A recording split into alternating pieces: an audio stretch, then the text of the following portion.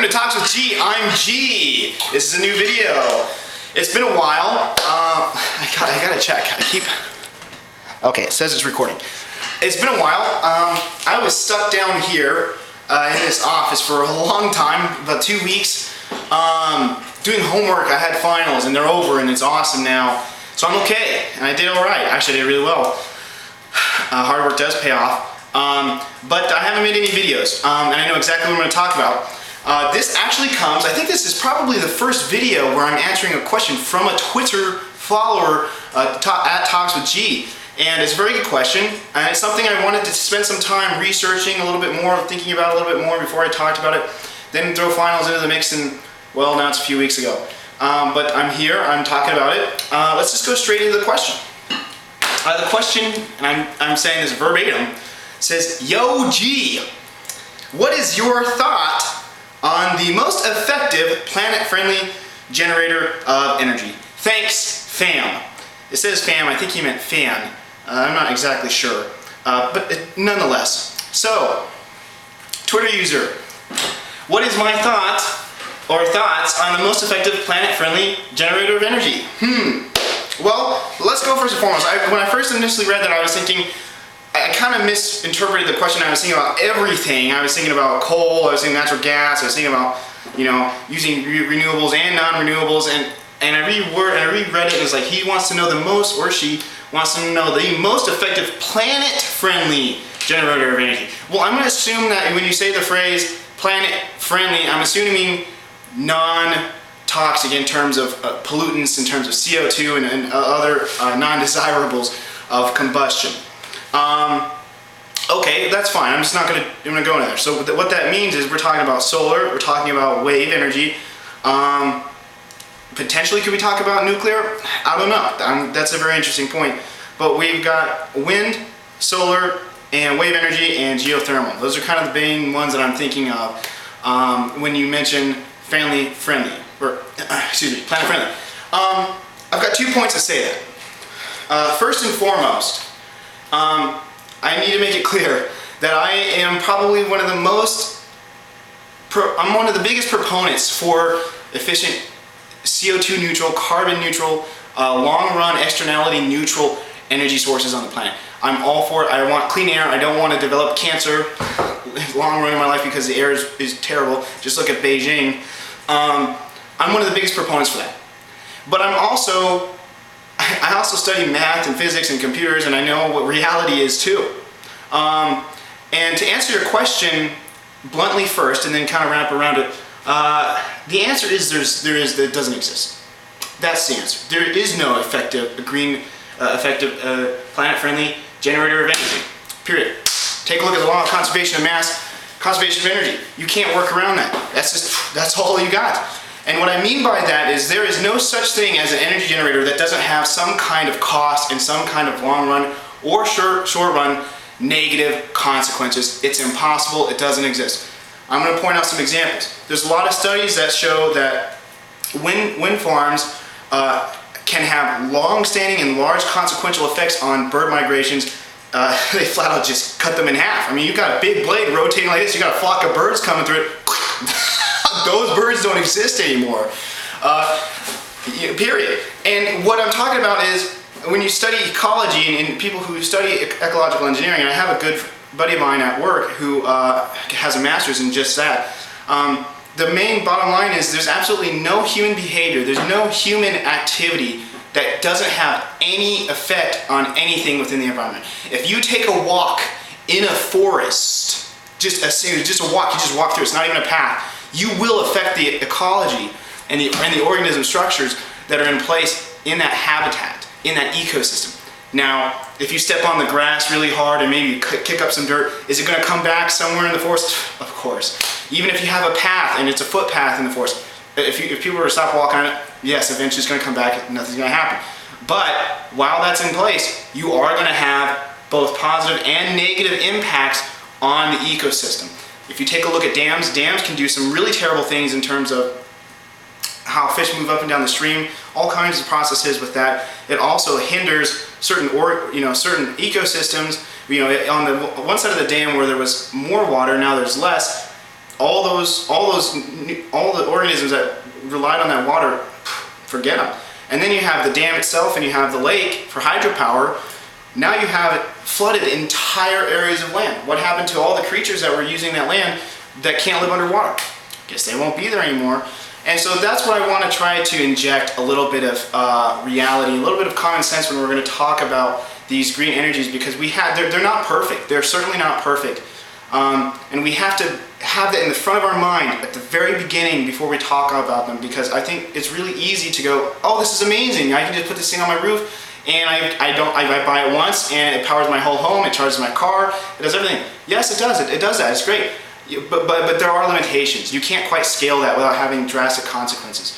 I mean, if you take a look at where you put solar panels, you have to be really careful about the ground that you're putting them over. Because if you're putting them over, say, a grass field, if you're putting solar panels over a grass field, guess what? You just killed all the grass that was getting that sun energy. Now you're stealing that sun energy for the sake of YouTubing something on your iPhone, but you're killing all of the grass and the organisms that revolve around the ecosystem that are underneath. They were getting all that sunlight, boom, you just killed them.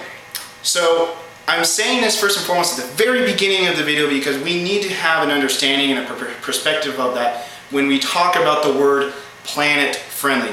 And I'm not trying to disregard the Twitter user.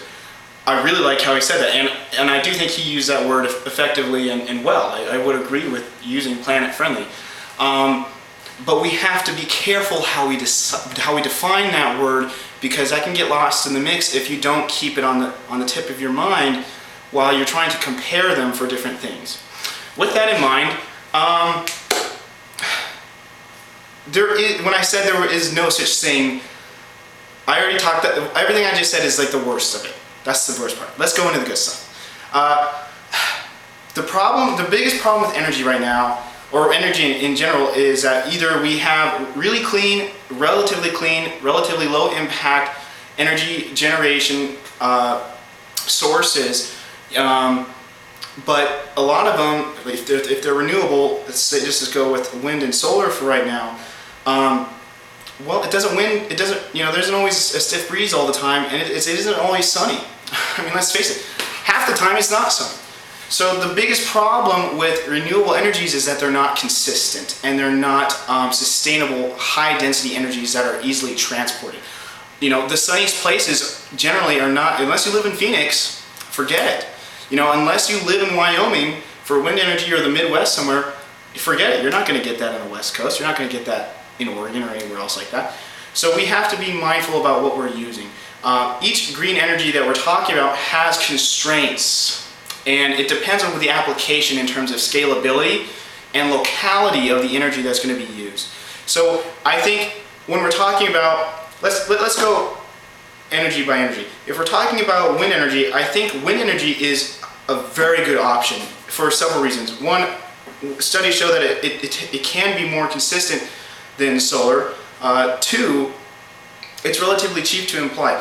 Solar panels are expensive and they take up a lot of real estate, and there's a lot of research going on with wind generators that are vertical, not just have a rotating fan in a sense, but they rotate around a vertical axis instead of a horizontal one, and windmill depending on the direction of the wind.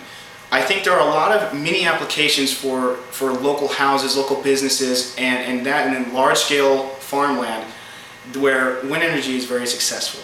But if we're talking about the very center of downtown cities, it's really not going to work. In terms of solar, it's kind of the same thing, but you need a lot of real estate. You have to have cheap real estate. Solar is not going to work in Manhattan, in New York City. It's not going to work in Chicago. Not unless it's way, way out from city centers. It's just not going to work. Now, wind would be great maybe on the roofs of tall buildings in Chicago. It's very windy there. But solar panel also has to have really cheap real estate. It has to somewhat be in the middle of nowhere, or it has to be on roofs or some surface that isn't being used. So we have to be mindful of those characteristics. In terms of answering the question though, what I think the most effective planet-friendly source of energy is, I was watching a lot of videos and I'll post links below, but to be honest, I think the best, most effective ones are ones that we don't have yet. There's a lot of interesting data out there for geothermal and a lot of interesting data out there for redoing the model for fission and nuclear energy, because we also have to be mindful and understand that not only is it enough to have energy, but the energy has to be very dense, meaning we have to have a high density of kilowatts per kilogram. And the largest source of that by far is uranium. And people always, when people talk about nuclear engineering, they talk about the waste, they talk about all that, and it's, yes, that is a huge problem. It is a huge concern. But there are some really new interesting developments in terms of traveling wave reactors, where they take up the old used discarded uranium and they put them deep in the ground, and they're slow but consistent burning reactions that can last up to 60 years. I learned about this from an incredible TED Talk from Bill Gates. I'm definitely going to post the link below. I think that's really probably one of the better solutions, because it can be placed anywhere. It has relatively low impact. Yes, we have nuclear waste, but at the end of it, it's all gone. It doesn't remain anymore. And even better is that we can use all the other current waste from nuclear power plants, and we can take the ones that's sitting in cold water baths and deep in caves underground. We can use those old discard rods, and we can use them for the actual power. So I don't actually necessarily think that our current idea of wind or solar or wave energy in terms of the ocean are really going to be used in large economic scales. When we talk about something to replace coal or something to replace gas or natural gas, and you have all the infrastructure in place for fracking and all the bad stuff that goes on just to get it, it's not enough to be cheaper. It's not enough. It's not enough. It's not enough. I mean, you can have all the solar panels in the world. I mean, seriously, you could cover the entire United States with them. But if you're only getting, some fractional amount of kilowatt, you can't use that land for anything else. You have to have not just a cheap source of energy, but you also have to have a high density of energy per kilogram. And unfortunately, I think when we talk about wave and solar, in micro scales, it is enough of an energy density. When we talk about energy on the roof of someone's house, or we talk about some windmill, in your backyard that stands up by 50 feet, that's enough caloric energy density to make the distance from the windmill to your house, which might be 50 feet. But when we're talking about moving huge amounts of energy across entire states, entire portions of the country, you have to have an energy density that is somewhat comparable, if not better, than non-renewables in terms of coal and natural gas. And I think we still have a long way to go.